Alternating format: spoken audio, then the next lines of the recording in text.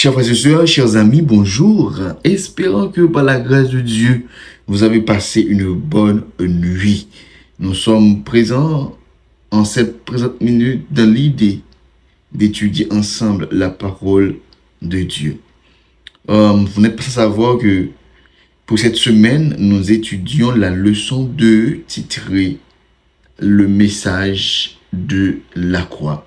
Et le verset de mémoire, c'est bien 1 Corinthiens 1er, verset 18. Et ça nous dit, « Car la prédication de la croix est une folie pour ceux qui périssent. Mais pour nous qui sommes sauvés, elle est une puissance de Dieu. » Aujourd'hui, c'est lundi. Et la partie d'aujourd'hui a pour titre « Une folie pour ceux qui périssent. » Prions le Seigneur. Seigneur éternel, notre Dieu, notre roi, notre bon papa, merci pour ton amour et ta grâce envers nous. Merci pour la nuit passée en bien. Le moment est arrivé, Seigneur, où nous allons étudier ta sainte parole. Que tu sois avec nous, au nom de Jésus. Amen. Une folie pour ceux qui périssent. Pour commencer la partie de ce aujourd'hui, j'aimerais poser une question. Et la question est la suivante. Pourquoi le plus grand événement de l'histoire de l'humanité est-il considéré comme une folie pour tant de personnes? Le plus grand événement de l'histoire, lorsque je dis le plus grand événement de l'histoire, ça a rapport à la croix.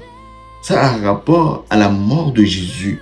Pourquoi ce grand événement est-il considéré comme une folie pour tant de personnes?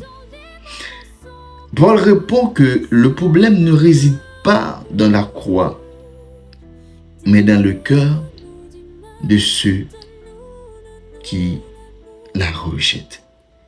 Le mot grec utilisé pour folie ne signifie pas absence d'intelligence. Le mot grec, c'est moria, qui désigne une attitude de rejet de Dieu, un manque de discernement spirituel plus qu'un simple déficit intellectuel. Le problème, c'est un manque de discernement spirituel. Autrement dit, une personne peut avoir plusieurs diplômes, être brillante dans les sciences, brillante dans la philosophie, brillante dans la politique, tout en considérant que la croix est une chose absurde. Cela confirme ce que dit premier épître aux Corinthiens 2, verset 14. L'homme naturel n'accepte pas les choses de l'Esprit de Dieu, car elles sont une folie pour ces hommes-là, pour lui.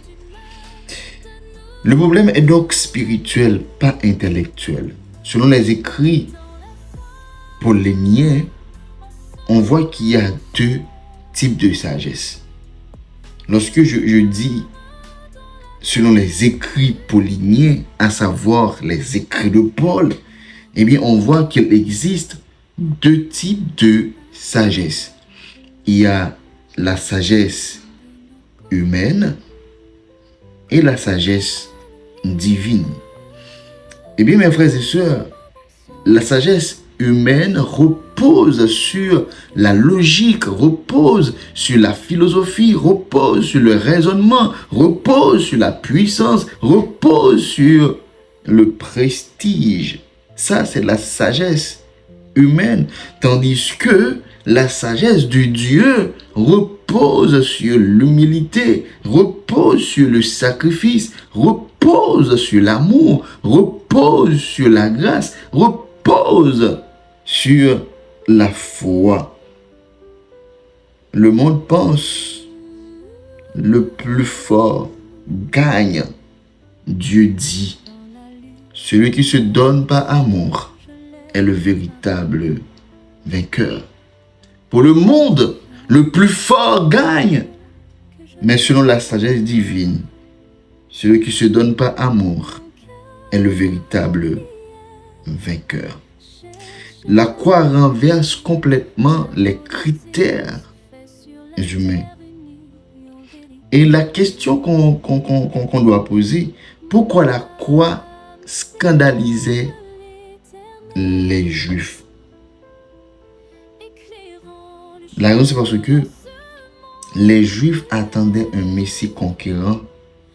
Il y a un monde qui a venu pour renverser les Romains. Les Juifs espéraient un roi semblable à David qui chasserait les Romains. Or Jésus est arrêté, battu, humilié et même crucifié. Mes frères et sœurs, pour les Juifs, cela semblait incompatible avec les promesses messianiques. Ils oubliaient cependant les prophéties d'Ésaïe 53 qui annonçaient un sauveur souffrant. Ils oubliaient ça.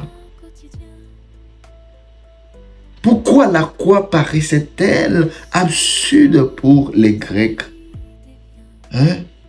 C'est parce que les Grecs, mes frères et sœurs, admiraient les grands penseurs comme Socrate, comme Platon, comme Aristote.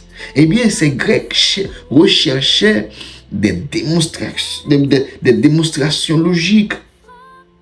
Eh bien, Paul ne leur présente pas une nouvelle philosophie.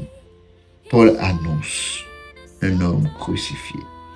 Pour eux, mes frères et sœurs, cela ne répondait pas à leur recherche de sagesse intellectuelle. Paul ne dit jamais que la croix est faible. C'est que Paul affirme ce qui paraît faible aux yeux des hommes est précisément la puissance de Dieu.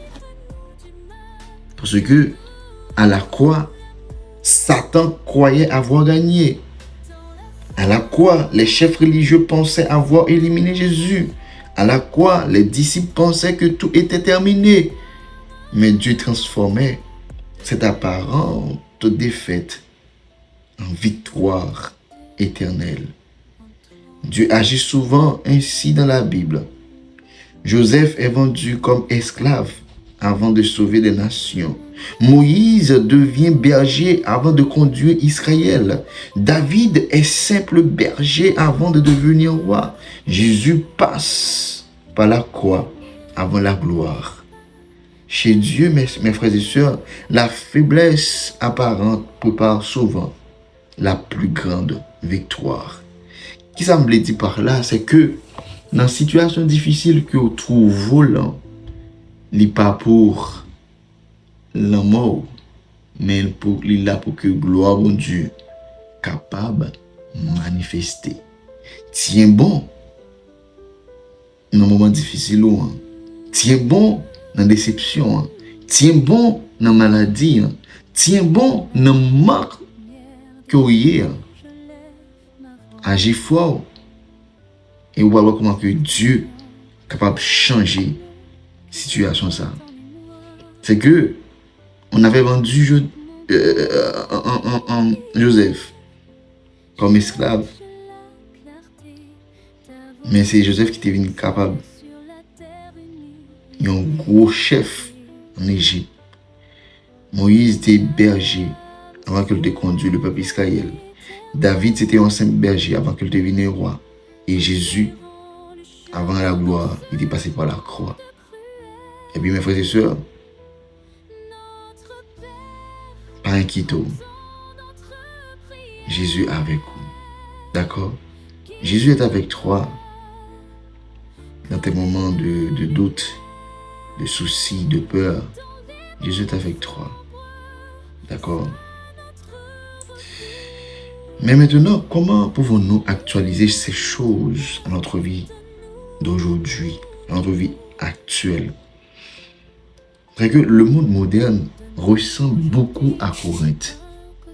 Aujourd'hui encore, beaucoup pensent que la science remplace Dieu. Beaucoup pensent que la technologie résout tous les problèmes. Beaucoup pensent que le succès matériel est le signe de la réussite.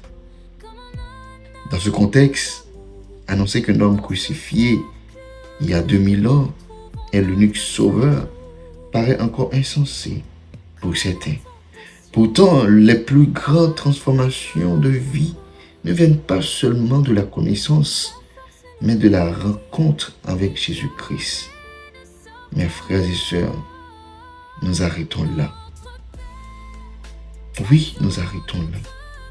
Mais avant de quitter, j'aimerais vous laisser avec cette question.